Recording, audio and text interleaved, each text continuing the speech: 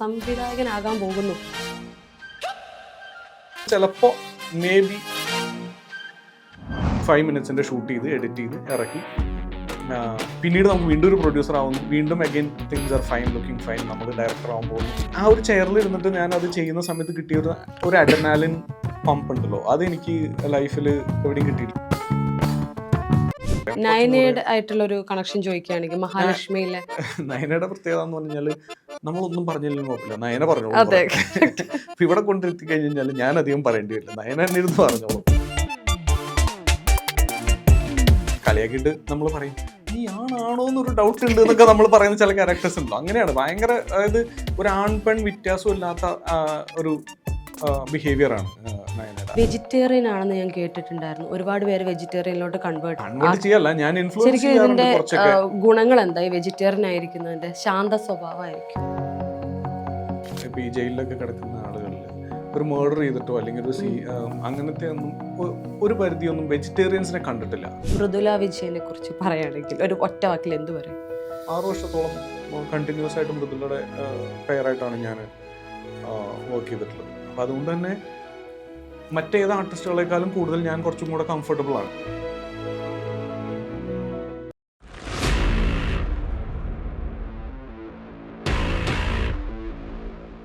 Vegetarian ആണെന്ന് ഞാൻ കേട്ടിട്ടുണ്ടായിരുന്നു. ഒരുപാട് പേര് വെജിറ്റേറിയനിലോട്ട് കൺവേർട്ട് ചെയ്യല്ല, ഞാൻ ഇൻഫ്ലുവൻസ് ശരിക്കും ചെയ്യാറുണ്ട് ഇതിന്റെ കുറച്ചൊക്കെ.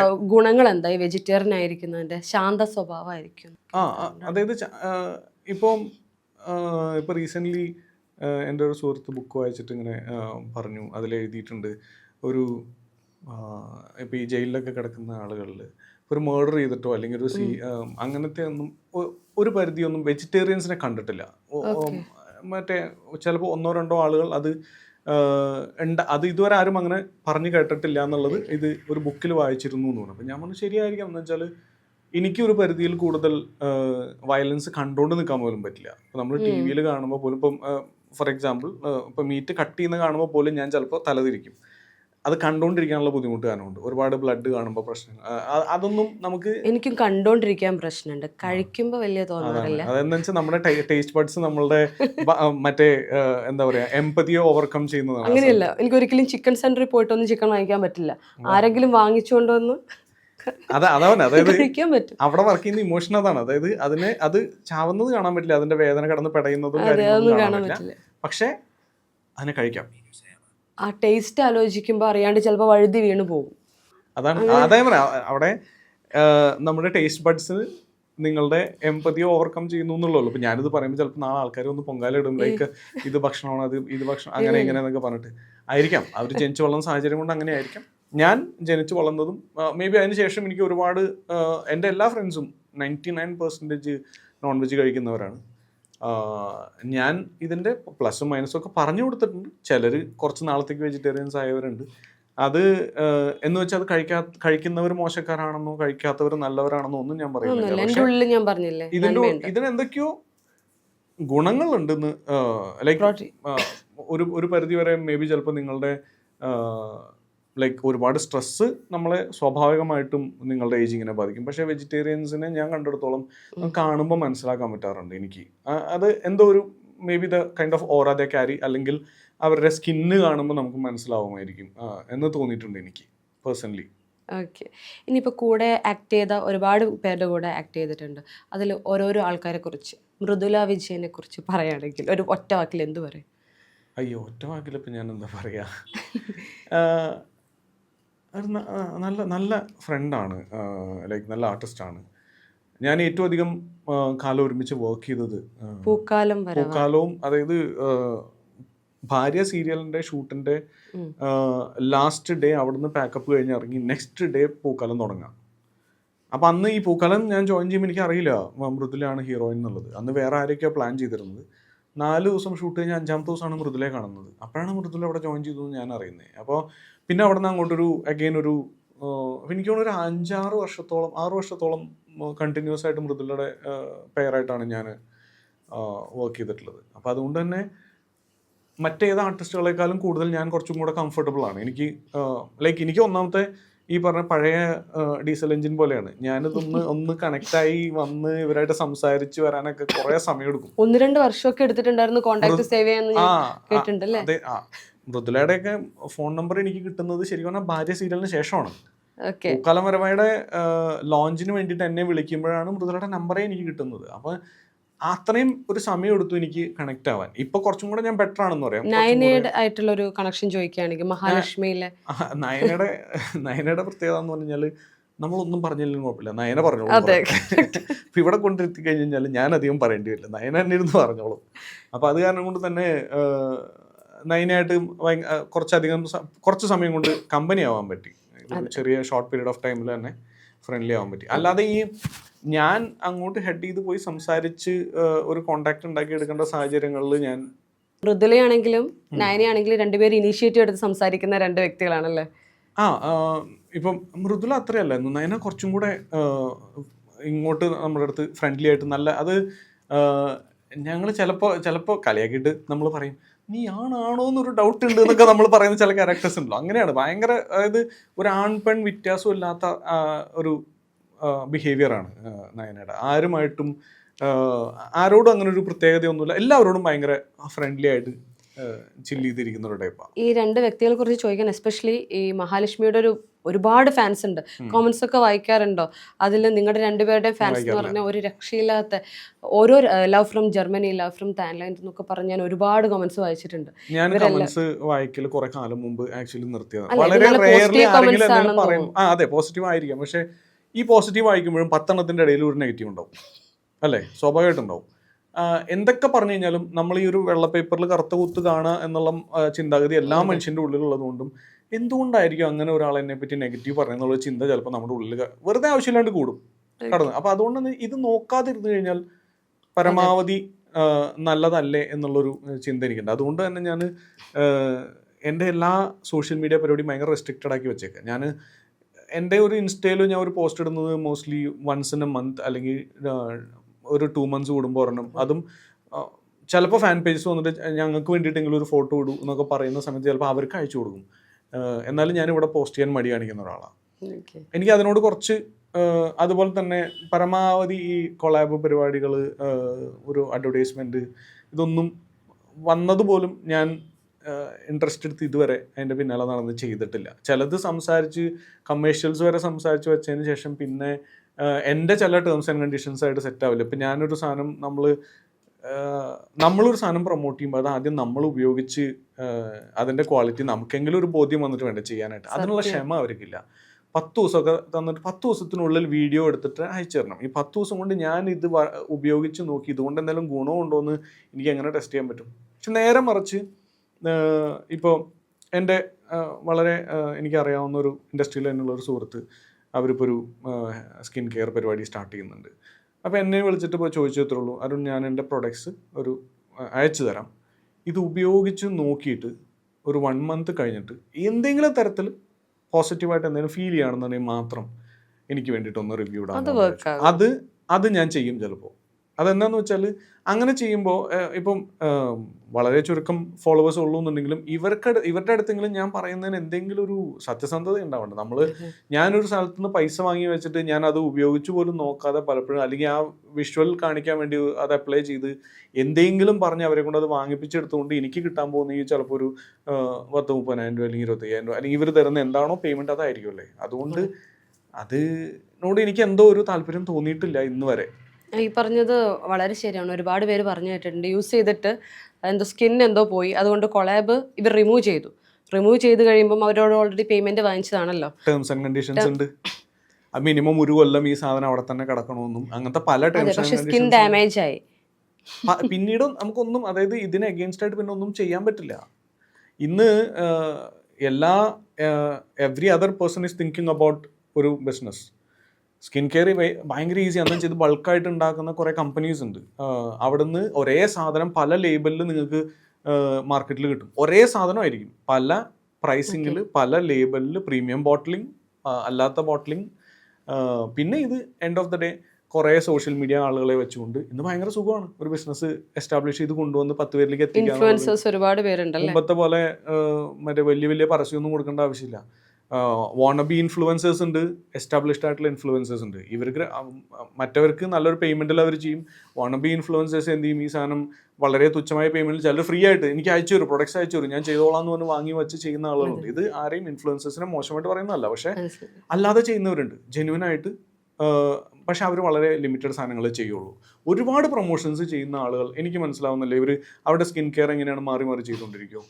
ഒരു സെറം വരുന്നു, ഒരു സെറമിനെ പറ്റി നല്ലത് പറഞ്ഞു ഉടനടി വേറെ സെറം യൂസ് ചെയ്തിട്ട് അതിനെ പറ്റി നല്ലത് പറയുന്നു. അപ്പോൾ അത് ജെന്യുവൻ ആയിരിക്കില്ലല്ലോ ഒരിക്കലും. പക്ഷെ നമ്മൾ അവരുടെ റിവ്യൂ നോക്കത്തുമില്ല. കാരണം എനിക്ക് തോന്നുന്നു ഒരു സൺസ്ക്രീൻ പോലും നമ്മൾ ഒന്ന് യൂസ് ചെയ്യുകയാണെങ്കിൽ മിനിമം ഒരു 1-2 ഇയേഴ്സ് അത് തന്നെ ആയിരിക്കും അല്ലേ കണ്ടിന്യൂ ചെയ്യുക. ഒരു കോസ്മെറ്റിക് അല്ലെങ്കിൽ നമ്മളൊരു 2-3 ടൈംസ് നമ്മൾ ചേഞ്ച് ചെയ്ത് നോക്കി ഏതെങ്കിലും ഒന്നിൽ സ്റ്റിക്ക് ചെയ്യും. അല്ലാതെ ഇങ്ങനെ മാറി മാറി ഒരു ദിവസം എൻ്റെ സ്കിന്നിന്റെ രഹസ്യം ഇതാണ്, നെക്സ്റ്റ് ഡേ എന്റെ സ്കിന്നിന്റെ രഹസ്യം അങ്ങനെ രഹസ്യങ്ങൾ ഇങ്ങനെ മാറി മാറി. സ്കിന്നിന്റെ രഹസ്യം എന്ന് പറയുന്ന കമ്പനി ഫോം ആയിട്ട് ചിലപ്പോൾ 2 മാസമായിട്ടുണ്ടാവുള്ളൂ, പക്ഷെ അവരുടെ സ്കിന്നിന്റെ രഹസ്യമായിട്ട് അത് മാറുന്നു. 2 മാസത്തിനുള്ളിൽ ഇത് സ്കിന്നിന്റെ രഹസ്യമായിട്ട് മാറുന്നു. അത് അപ്രീഷിയേറ്റ് ചെയ്യേണ്ട കാര്യമാണ് അരുണേട്ടൻ്റെ. ബിക്കോസ് ഒരുപാട് പേര് ഇപ്പം പേയ്മെന്റ് കിട്ടുന്ന സമയത്തൊക്കെ പേയ്മെന്റ് കിട്ടിയാൽ മതി ഏത് പ്രൊഡക്റ്റും നമ്മൾ പ്രൊമോട്ട് ചെയ്യുന്നു പറയുന്ന ഈ കാലത്ത് ഇല്ല, ജെന്യൂൻ പ്രൊഡക്ട്സ് മാത്രമേ ഞാൻ പ്രൊമോട്ട് ചെയ്യുന്നു പറയുമ്പോൾ ആൾക്കാർക്ക് ഇതാണ് ആക്ച്വലി ഒരു ഇൻഫ്ലുവൻസേഴ്സ് അല്ലെങ്കിൽ ആർട്ടിസ്റ്റ് ചെയ്യേണ്ടത്. അങ്ങനത്തെ അതുകൊണ്ട് തന്നെ എനിക്ക് അങ്ങനത്തെ ഇതുവരെ ചെയ്യേണ്ട ആവശ്യം വന്നിട്ടില്ല. അതെ, ബിക്കോസ് ആൾക്കാർ നോക്കുമ്പോൾ ഒരുപാട് പാരബനൊക്കെ ഉള്ള കണ്ടന്റ് ഉണ്ടല്ലേ. അപ്പം അതൊക്കെ ഈ പ്രൊഡക്ട്സ് ആരും നോക്കുന്നില്ല, ഇതിന്റെ ഇൻഗ്രീഡിയൻസ് എന്താന്ന്. ഇതൊക്കെ സ്കിന്നിൽ ഉപയോഗിച്ച് ഡാമേജ് ആയി ലാസ്റ്റ് ഒക്കെ സ്കിന്നൊക്കെ പോയി കഴിയുമ്പോഴാണ് റിയലൈസ് ചെയ്യുക. ഈ നമ്മൾ ഒരു സേയിങ് ഉണ്ട്, you become what you eat എന്ന് പറയും. അത് ഒരു പരിധി വരെ ശരിയാണ്. ശരിക്കും പറഞ്ഞു കഴിഞ്ഞാൽ നമ്മുടെ ഗട്ട് ഹെൽത്താണ് ഏറ്റവും ഇമ്പോർട്ടൻ്റ് ആയിട്ടുള്ള കാര്യം. വേറെ എന്ത് പുറത്തുനിന്ന് നമ്മൾ കോസ്മെറ്റിക്സ് കൊടുക്കുന്നതിനേക്കാളും ഏറ്റവും ഇമ്പോർട്ടൻ്റ് നിങ്ങളുടെ ശരീരത്തിന് ഉള്ളിലേക്ക് കൊടുക്കുന്ന സാധനങ്ങളാണ് ഈ പുറത്തേക്ക് വരുന്നത് എല്ലാം. കുറച്ച് ഇന്ന് ഒന്നാമത്തെ കാര്യം ബുദ്ധിമുട്ടാണ്, നല്ല ഭക്ഷണം കിട്ടാൻ പരമാവധി ഹെൽത്തി ആയിട്ടുള്ള സാധനങ്ങൾ കഴിക്കാൻ ശ്രമിച്ചാൽ നമ്മളുടെ ഭക്ഷണ രീതി ഒന്ന് ഇപ്പം ഞാൻ പറഞ്ഞില്ല നോൺ വെജ് മോശമാണെന്ന് പറയുന്നില്ല, പക്ഷേ ഏറ്റവും അധികം ഈ മറ്റേ ചിക്കനിലാണ് ഏറ്റവും അധികം മറ്റേ ഹോർമോൺസും ഹോർമോണൽ ഇഞ്ചെക്ഷൻസും ബാക്കി ഇവർക്ക് കൊടുക്കുന്ന ബീക്കിംഗ് എന്ന് പറഞ്ഞൊരു പരിപാടിയെ പറ്റി അറിയോ? ഈ ഇതിൻ്റെ ബീക്ക് കട്ട് ചെയ്യുന്നൊരു പ്രോസസ്സ് ഉണ്ട് ബേബിയെ, എന്നുവെച്ചാൽ ഇവർക്ക് കൊടുക്കുന്നത് ഫുള്ള് ഹോർമോണൽ ഇതിൻ്റെ ഇതാണ്. ഇതൊക്കെ നാളെ ഞാനൊക്കെ എന്തൊക്കെ പ്രശ്നമായിട്ട് വരുന്ന അറിയില്ല.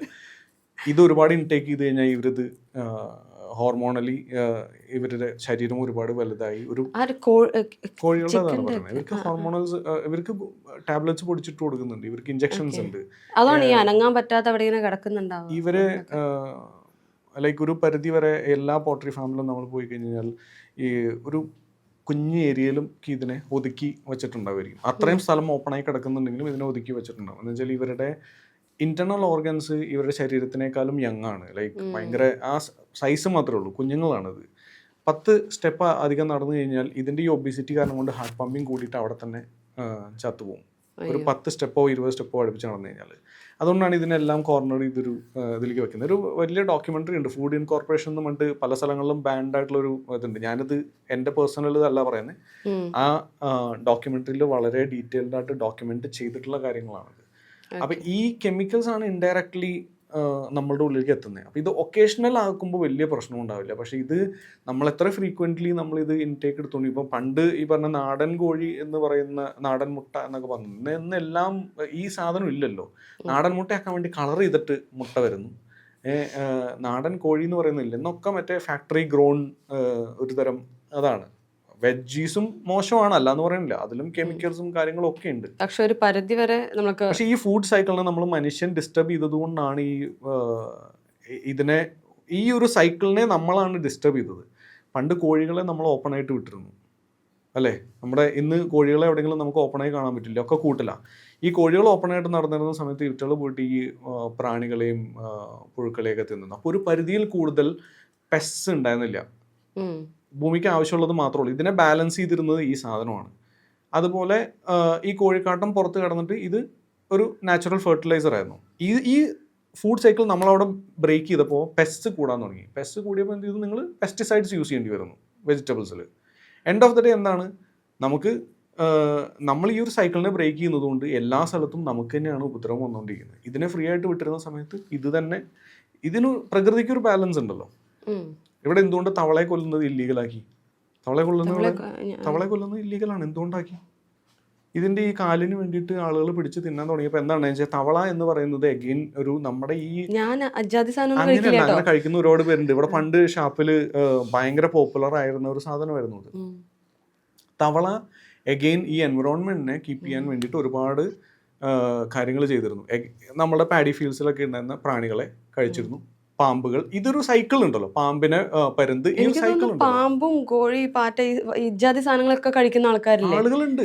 അത് നമ്മുടെ ടേസ്റ്റ് ബഡ്സ് എപ്പോഴും പുതിയതിന് വേണ്ടി തേടി പോവാന്നുള്ളൊരു സാധനം ഉണ്ടല്ലോ. ഇല്ല, എല്ലാവർക്കും ഇല്ല. ഞാൻ ഈ കോഴിയിൽ ഒതുങ്ങി കേട്ടോ. അത് നിങ്ങൾ ഇപ്പൊ ഒതുങ്ങി 10 പേര് പറയാണ് നാളെ മറ്റത് കുറച്ചും കൂടെ ബെറ്റർ ആണെന്ന് പറയുമ്പോ ഇല്ല കുറെ കാലമായിട്ട് ഞാൻ പറഞ്ഞ ഏറ്റവും നമ്മളിവിടെ വീട്ടിലൊക്കെ കാണുമ്പോൾ ഓടിച്ചു വിട്ടിരുന്ന ടൈപ്പ് ഓഫ് ജീവികളിലൊരു സാധനമാണ് തവള, അല്ലെ? അങ്ങനത്തെ തവളയെ കൊല്ലുന്നത് ഇല്ലീഗൽ ആക്കേണ്ട ഒരു അവസ്ഥ ഒരു ഗവൺമെന്റിന് ഒരു രാജ്യത്തിന് വരുന്നുണ്ടെങ്കിൽ അത് എന്തുകൊണ്ടാണ്? ഇത് ഈ ഫുഡ് സൈക്കിളിനെ എഗൈൻ ഭയങ്കരമായിട്ട് ഡിസ്റ്റർബ് ചെയ്യുന്നുണ്ട്. ശരിക്കും ഞാൻ പറയുന്നത് ഏതിന് കഴിക്കുന്നതാണ് ബാൻ ചെയ്യേണ്ട? മരപ്പട്ടി. എൻ്റെ ഒരു ഫ്രണ്ട് മരപ്പട്ടീനെ കഴിക്കും. മരപ്പട്ടിയിലേക്കൊക്കെ പോയി അവിടുന്ന്.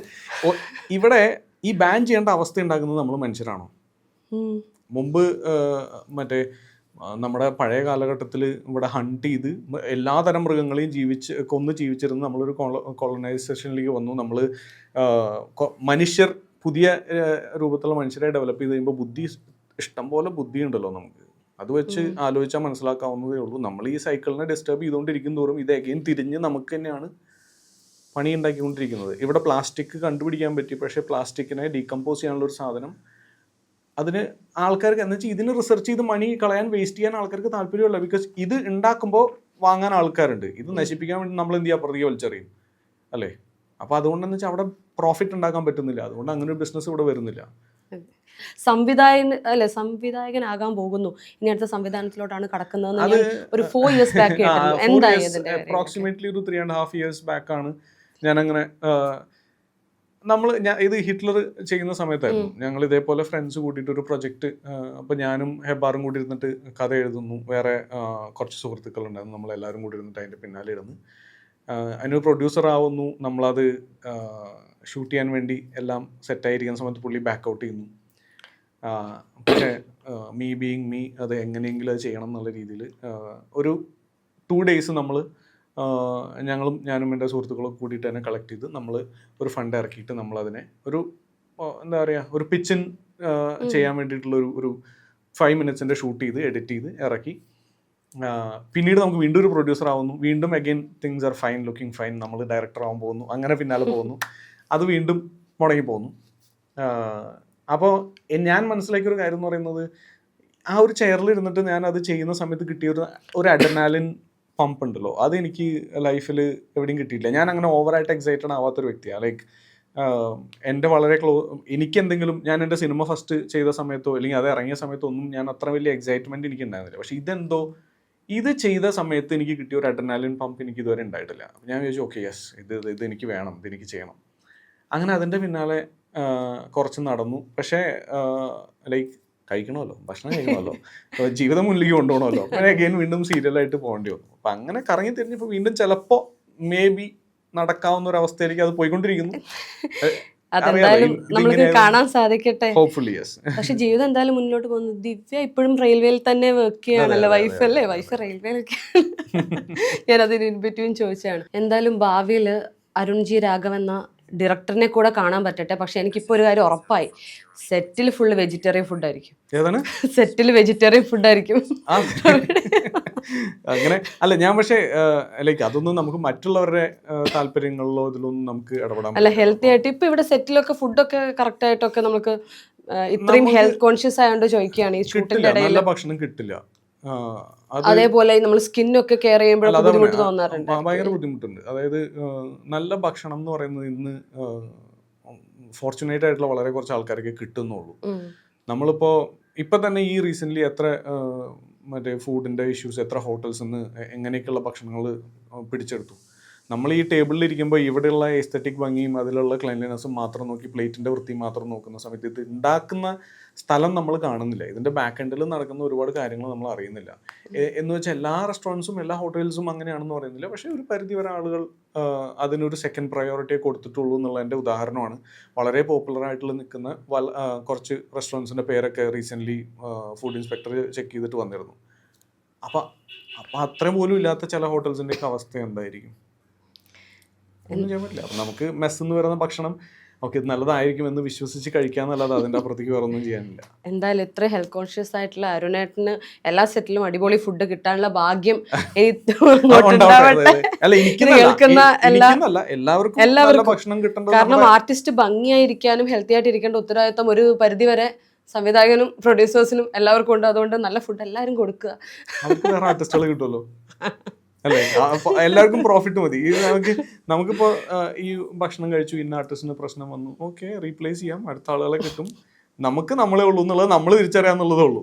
ഇതിൻ്റെ അപ്പുറത്തേക്ക് വേറെ ആരും നമുക്ക് വേണ്ടി ഒന്നും ചെയ്യാൻ നിൽക്കുന്നില്ല അവിടെ. നമുക്ക് വേണ്ടിയിട്ടുള്ളത് നമ്മൾ കണ്ടെത്തുക, നല്ല ഭക്ഷണം നോക്കി കഴിക്കാൻ ശ്രമിക്കുക, അല്ലാത്ത സമയത്ത് ഉള്ള പൊട്ട ഭക്ഷണത്തിൻ്റെ അളവ് കുറച്ച് കഴിക്കാൻ നോക്കുക, അത്രേ ഉള്ളൂ. ഓക്കെ, എന്തായാലും പറഞ്ഞിട്ട് ഒരുപാട് സന്തോഷം. നമ്മൾക്ക് ഇനിയും പുതിയ പുതിയ സീരിയലിൽ ഒരുപാട് നല്ല കഥാപാത്രം ഭാര്യയിലൊക്കെ കണ്ട പോലെ വ്യത്യസ്തമായ വേഷത്തിൽ ഇനിയും കാണാൻ പറ്റട്ടെ. അതിലുപരി സംവിധായകനായിട്ടും നെക്സ്റ്റ് ടൈം വരുമ്പോൾ എനിക്കൊരു ഡയറക്ടറിനോട് സംസാരിക്കാൻ പറ്റട്ടെ. അത് ഞാൻ കുറച്ചും കൂടെ, അതായത് അതിനു വേണ്ടിയിട്ട് ഞാനും പ്രാർത്ഥിക്കുന്നു. ഓക്കെ, ഒരുപാട് സന്തോഷം. Thank you so much. Thank you.